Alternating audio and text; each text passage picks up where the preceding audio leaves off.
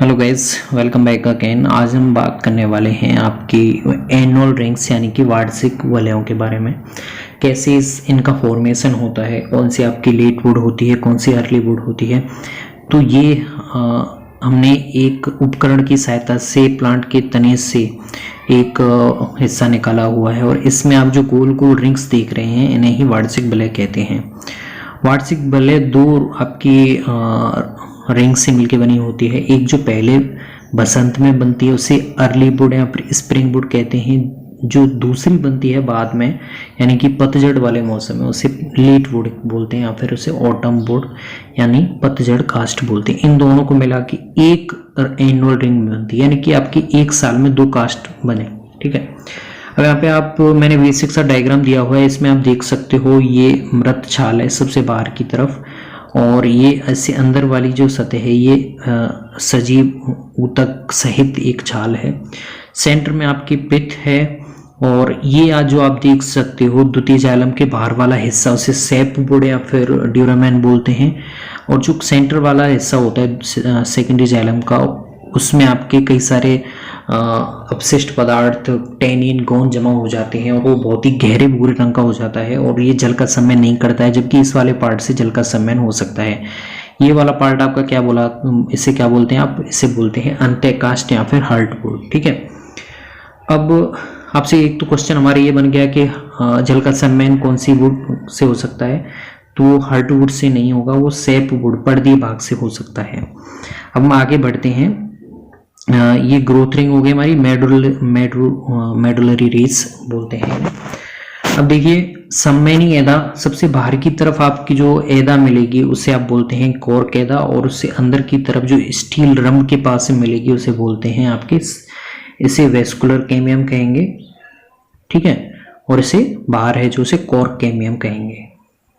इसी से आपके छाल बनती है और राइटिडोम ऊतक बनते हैं, उनके बारे में हम नहीं जाएंगे। अब हम फॉर्मेशन देखते हैं एनुअल रिंग्स का। तो सम्मेनी जो एदा होती है उसकी क्रियाशीलता आपकी डिपेंड करती है एनवायरमेंटल फैक्टर पे और आपके प्लांट की जो क्रियात्मक फंक्शंस होते हैं उन पे डिपेंड करती है। तो उसकी क्रियाशीलता हर मौसम में अलग होती है। बसंत के मौसम में बसंत काष्ठ बनती है जब ये बहुत अधिक सक्रिय होती है, जिसके फलस्वरूप आपके सेकेंडरी जाइलम जो तत्वों का निर्माण होता है वो कैसा होता है, बहुत ज्यादा होता है, अधिक मात्रा में बनते हैं। तो ज्यादा मात्रा में बनेंगे तो ज्यादा एरिया कवर करेंगे। तो इसीलिए द्वितीय जाइलम का ही आपका जाइलम में कौन सी चीजें आती हैं आपको पता होंगे। जाइलम हमने ऊतक पढ़े होंगे, उसमें आपके वेसल्स और क्या आते हैं, ट्रेकिएट्स आते हैं। तो उसमें द्वितीय जाइलम की जो वाहिकाएं बनती हैं वो कैसी बनेंगी, यहाँ पे चौड़ी बनेंगी, क्योंकि उसमें अधिक मात्रा में सक्रिय है यहाँ पे सम्मेनी एदा। यहाँ पे आप देख सकते हो मैंने वेसल्स V1 से दिखाई हुई है जो कि बसंत काष्ठ में बन रही है बसंत के मौसम में, उसका उसे चौड़ा दिखाया है मैंने, क्योंकि यहाँ पे मात्रा अधिक बन रही है, क्योंकि यहाँ पे सम्मेनी एदा बहुत ज्यादा सक्रिय है। जबकि शरद यानी पतझड़ वाले मौसम में सम्मेनी एदा थोड़ी कम क्रियाशील होती है, इसीलिए उसके द्वारा द्वितीय जाइलम के तत्व यानी कि वाहिका बहुत कम मात्रा में बनते हैं, जिससे आपकी वाहिका है वो बहुत छोटी अवकाश का वाली रह जाती है, जिसे हमने V2 यानी वेसल्स 2 किसकी शरद मौसम में बनने वाली और बसंत मौसम में बनने वाली वाहिका हमने V1 से दिखाई है। तो यहाँ पे चौड़ी कौन सी है, किसका आयतन ज्यादा है, V1 का ज्यादा है V2 से। हमने ये फॉर्मूले से आपको पता होगा घनत्व द्रव्यमान यानी कि आयतन के जस्ट अपोजिट होता है, जिसका आयतन ज्यादा होगा उसके लिए घनत्व कम हो जाएगा।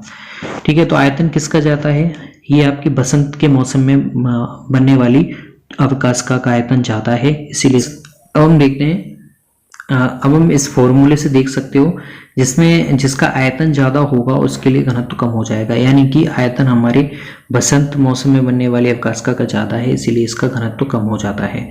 अब घनत्व कम होने से क्या होगा, इसका रंग है वो हल्का हो जाएगा जबकि इसका रंग गहरा हो जाएगा, क्योंकि रंग है वो इतने एरिया में फैल चुका है तो यहाँ पे ये ज्यादा शो नहीं कर पाएगा, जबकि इस एरिया में उसकी सांद्रता ज्यादा है इसलिए वो ज्यादा कलर शो कर जाएगा।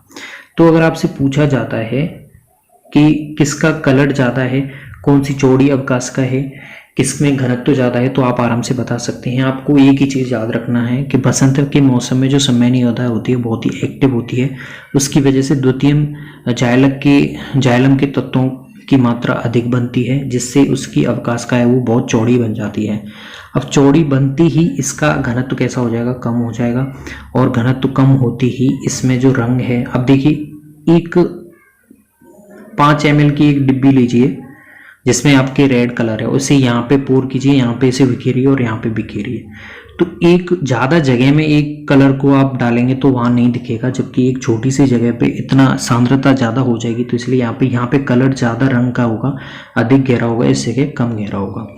आयतन किसका ज़्यादा होगा, वो आयतन आपकी बसंत काष्ठ का ज़्यादा होगा, शरद काष्ठ का कम होगा। घनत्व किसका ज़्यादा होगा, वो शरद काष्ठ का घनत्व ज़्यादा होगा।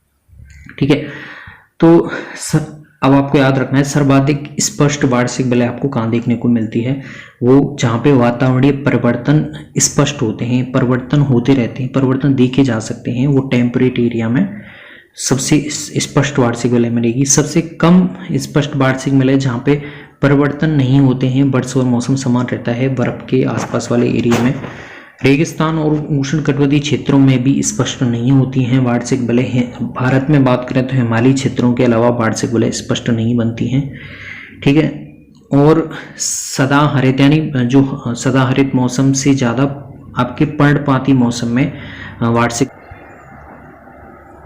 ये आप वार्षिक वलय देख सकते हैं, इसमें भी देख सकते हैं।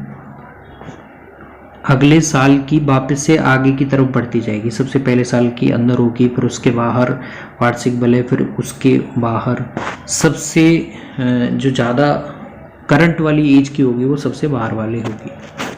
ठीक है, ऐसे भी क्वेश्चन पूछ सकते हैं आपसे। तो आपको याद रखना है सर्वाधिक स्पष्ट कहाँ बनती है, टेम्परेट एरिया में। सबसे कम स्पष्ट बनती है आपके समुद्र वाले इलाकों में जहाँ पे परिवर्तन नहीं होते हैं, और रेगिस्तान और उष्णकटिबंधीय क्षेत्रों में स्पष्ट नहीं होती है, क्योंकि वहाँ पे ज़्यादातर समय में मौसम सेम ही रहता है। पर्णपाती मौसम में ज़्यादा स्पष्ट बनती है। भारत में हिमालयी क्षेत्रों के अलावा इस वार्षिक वलय स्पष्ट कहीं भी नहीं बनती है। तो ये थी हमारे वार्षिक वलयों के बारे में। एक वार्षिक वलयों को गिन के आप प्लांट की एज बता सकते हैं, और इस जो ब्रांच होती है जिसमें एज काउंट करते हैं उससे डेंड्रोक्रोनोलॉजी कहते हैं। ठीक है, और इंक्रीमेटक छेदक नामक एक उपकरण से तने के केंद्र पर छेद करके एक टुकड़ा बाहर निकाल लेते हैं, और ध्यान रखा जाता है कि आधारीय पुराने भाग में यानी कि आधार वाले भाग में, तने के सबसे नीचे वाले हिस्से में वार्षिक वलय अधिकतम और ऊपरी भाग में कम होती है। तो इसलिए नीचे वाले हिस्से से वो छेदक से एक आपकी काट ली जाती है, क्योंकि वहाँ पे ज़्यादा वलय दिखाई देंगे, ऊपर की तरफ आपको तने की तरफ कम दिखाई देंगी, तो इसलिए नीचे वाले एरिया से लेते हैं। थैंक्स गाइस, आपको समझ में आएगा। If you have any problem then comment down below.